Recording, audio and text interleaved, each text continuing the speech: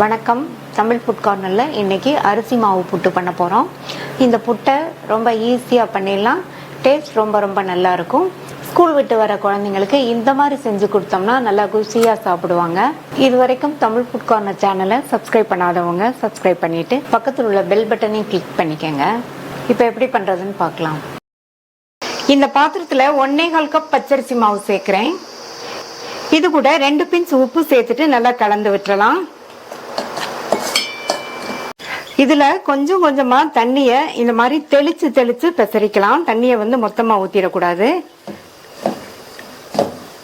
புட்டுக்கு மாவு பெசறது ஒரு முக்கியமான ஸ்டெப். அதனால நீங்க அளவா தண்ணிய தெளிச்சு இந்த மாதிரி பக்குவத்துல இருக்கிற மாதிரி பாத்துக்கங்க. மாவு ரொம்ப ட்ரையாவும் இருக்கக்கூடாது, அதே சமயம் ரொம்ப ஈரத்தன்மையாவும் இருக்கக்கூடாது.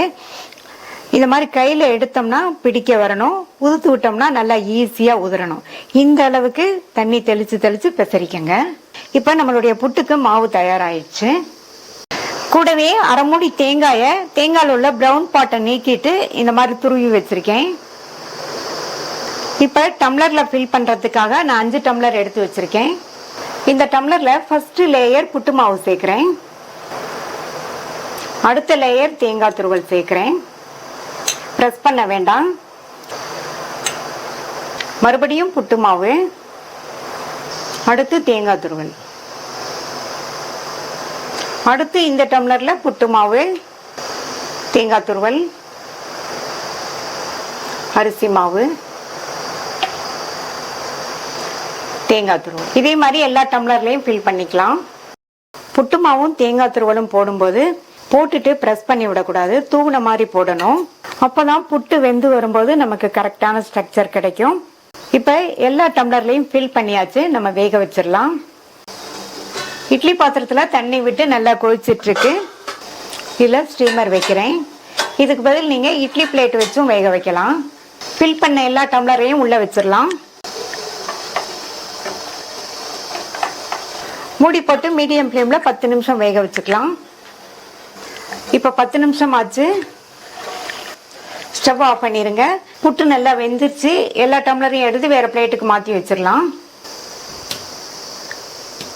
வேக வச்ச புட்டை பிளேட்டுக்கு மாத்தி வச்சாச்சு. இது கொஞ்சம் ஆறுனதுக்கு அப்புறமா நம்ம டிஸ்பிளே பிளேட்டுக்கு மாத்திக்கலாம். இப்ப கொஞ்சம் ஆறி இருக்கு. எல்லா டம்ளரையும் இந்த பிளேட்டுக்கு மாத்தி வச்சுக்கலாம்.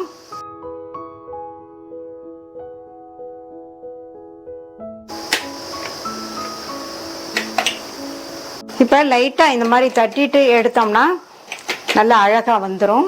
டேஸ்டான டம்ளர் புட்டு ரெடி ஆயிடுச்சு.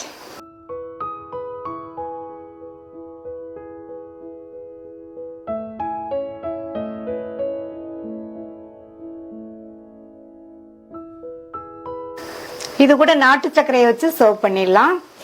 இந்த மாதிரி நாட்டு சர்க்கரையோட சேர்த்து சாப்பிடும்போது ரொம்ப டேஸ்டா இருக்கும். இதை பிரேக்ஃபாஸ்டாகவும் சாப்பிட்டுக்கலாம், டின்னராகவும் சாப்பிட்டுக்கலாம். ட்ரை பண்ணி பார்த்துட்டு உங்க கமெண்ட்ஸை சொல்லுங்க. தேங்க்யூ.